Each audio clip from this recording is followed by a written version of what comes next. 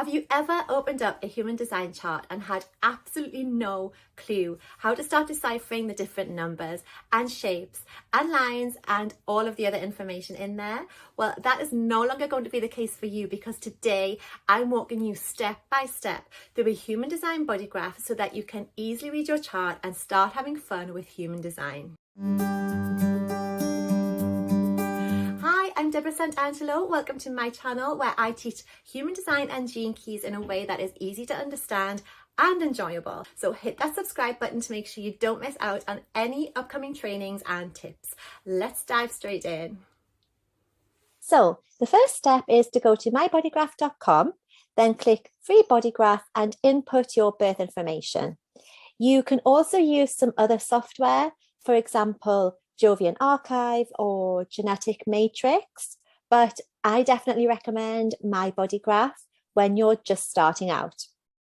If you're taken to the Talking Bodygraphs section, just click the tab at the top called My Bodygraphs, and you'll see a diagram like this with the torso of a body and lots of information running alongside it.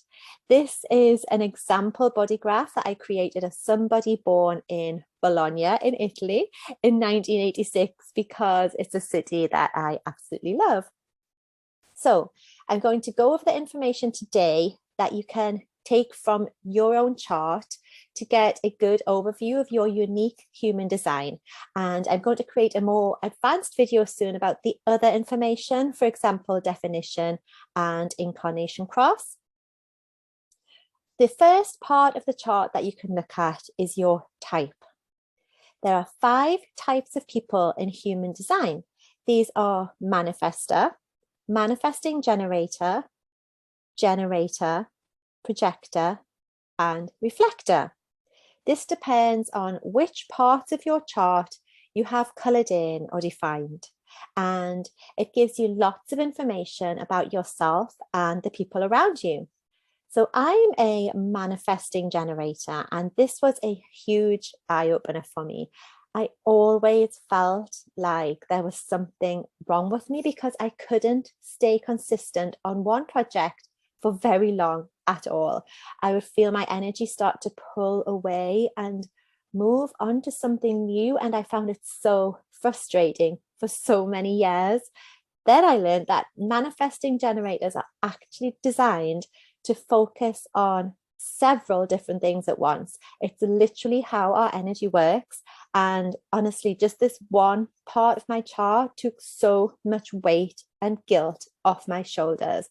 It was an amazing discovery, and I think that you will definitely find some interesting insights about your own type. The next element to look for is your strategy. This is the aligned way for us to interact with the world depending on our type. And it's a great place to start when you're deconditioning and starting your human design experiment. For example, this strategy is to respond. So rather than initiating like a manifestor, this generator person would do better to respond to the events and occurrences that enter into their reality. By following these responses to what lights them up, they'll create an aligned flow of energy rather than pushing and initiating. Like I said, your strategy may be different according to your type, so see what yours is and spend some time playing around with this energy. It will definitely be worth it. Next, we have our authority, and this is the aligned way for us to make decisions according to which centers we have defined in our chart. From when we were small children, we've all been conditioned to do what we're told and to follow rules and structures, when actually we should be tuning into our own inner voices and our intuition. And our human design authority helps us to do just that. It helps us to silence the outside noise and to listen to our inner truth. This example is a sacral authority, which is all about following your gut and being responsive rather than proactive. But there are several authorities, and they are emotional, self-projected, sacral, splenic, mental, ego or heart authority, and lunar authority. And this is such a powerful tool. It's almost like your own inner instruction manual. And I'm going to go much deeper into each of these authorities in a follow-up video. Just above your authority, you have your signature. And this is how you will feel when you're operating in alignment to your design. For example, a generator's signature is satisfaction, which means that when this person is living according to their strategy of responding and using their authority to make decisions, they will feel truly satisfied. A manifestor's signature is peace. A manifesting generator's is both satisfaction and peace. A projector's is success, and a reflector's is surprise. On the other hand, here we have our not self theme, which is a big red flag that we're operating out of alignment. The generator's not self theme is frustration. And if they feel frustrated a lot of the time, this is a warning bell to start being more aware of how they are operating and how they are making decisions. Our not self themes are so useful when we are just starting out with our human design experiment, because they allow us to tune into our feelings more and to remind us to be more conscious in our day-to-day life. A manifestor's not self theme is anger. A manifesting generator's is both frustration and anger. A projector's is bitterness, and a reflector's is disappointment. Now we're moving on to one of my favorite parts of human design, the planets and the gates. The 64 gates give such a powerful insight into our unique traits and characteristics. And they're actually based on the 64 hexagrams of the ancient Chinese divination tool, the I Ching. These planetary glyphs, so these ones here and on the other side here, show which gates are activated in your own personal chart. So here is an enlarged view of the Earth symbol, and the gate is the number before the decimal point. So in this case, gate 29, the gate of perseverance. And you can see underneath that this gate is also defined in the sacral center of the actual chart. So you'll find it here, where the planetary glyph for Earth is. And then this corresponds to the actual gate down here in the sacral center. There is a row of black gate placements on the right of the body graph and a row of red gate placements on the left of the body graph, and these distinguish the conscious and the unconscious. The conscious and unconscious gates in your chart. The black gates are the conscious gates, and they highlight the position of the planets at the actual time of your birth.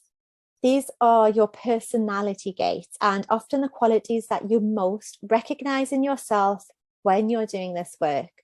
The red gates are the unconscious design gates, and these show the position of the planets approximately 3 months, or to be more exact, 88 solar degrees before you were born. In human design, this is referred to as your design day, and it's the time that your soul entered your body. The traits of these unconscious gates often aren't immediately recognized by yourself and are more noticeable often by your family and friends and the people around you. I actually have a free gates and planets cheat sheet and workbook that will really help you to dive into the meanings of your unique gates. So I'll put the link to it in the video description, and you can download it and get started straight away. So next we have the 9 centers, which are these different shapes that you can see placed around the body graph. The system of the centers is rooted in the Hindu Brahmin chakra system, but where there are only 7 chakras, human design shows 9 centers. And according to Ra Uru, the founder of human design, this accounts for the evolution of humans into 9-centered beings in the late 18th century. These centers are the head center, the ajna or mind center, the throat center, the G or identity center, the heart or ego center, the spleen center, the emotional solar plexus, the sacral center, and the root center. And they show the energetic hubs in our body and the way in which we access this energy. When a center is colored in like this, we call it a defined center, which means that we have fixed, consistent access to this energy. These are our fixed traits or tendencies. An undefined center is not colored in, but it does have one or more gates which are turned on or highlighted like this one. And an open center is completely white with no gates turned on at all. So our undefined and open centers are places where we have inconsistent access to this energy, and they show our flexible traits. These can be sources of great wisdom and insight, but we're very susceptible to being conditioned by outside influences in these centers.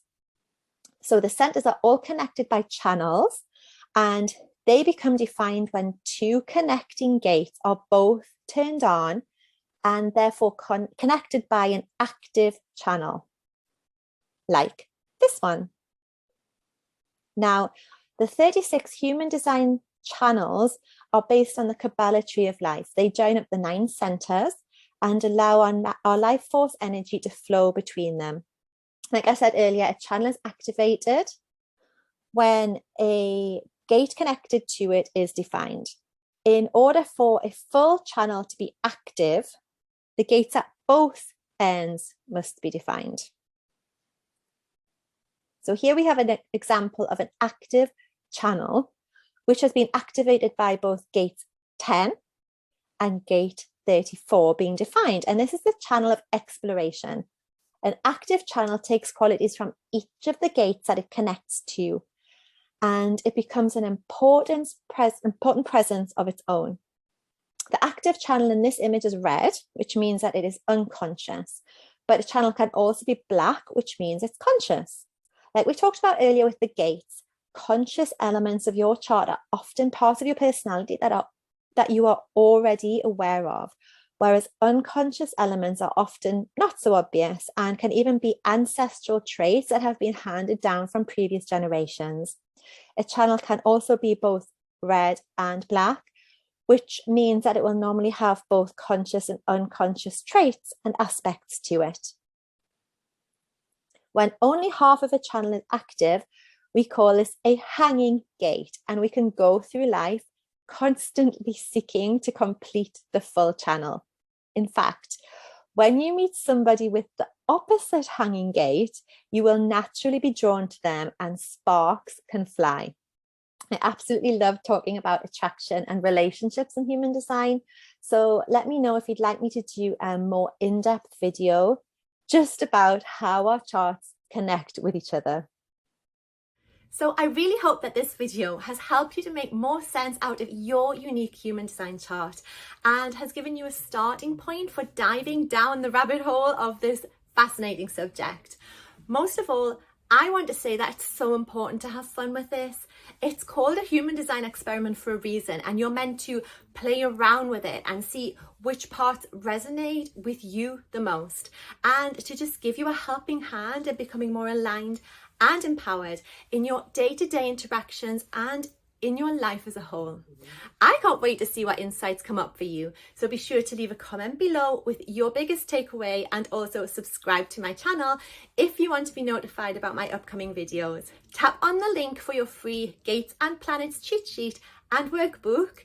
And I also teach a lot about human design and gene keys over on my Instagram page, which is at deborahsantangelo.uk. So make sure you come on over there, introduce yourself and say hi. Have an amazing rest of your day. Bye.